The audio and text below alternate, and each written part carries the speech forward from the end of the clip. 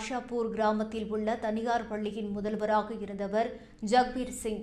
இவர் இன்று காலை 10:30 மணியளவில் கத்தியால் குத்தப்பட்டதில் பலத்த காயமடைந்து சம்பவ இடத்திலேயே உயிரிழந்தார்.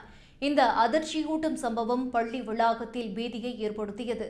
12ஆம் வகுப்பு மாணவர்கள் இருவரால் அவர் குத்திக் கொல்லப்பட்டதாக கூறப்படுகிறது. தலைமுடி வெட்டவும் ஒழுக்கத்தை பின்பற்றவும் முதல்வர் ஜக்பீர் சிங் கேட்டுக் கொண்டதால் மாணவர்கள் அவரை கத்தியால் பலமுறை குத்தியதாக கூறப்படுகிறது. இந்த விவகாரம் குறித்து போலீசார் விசாரணை நடத்தி வருகின்றனர்.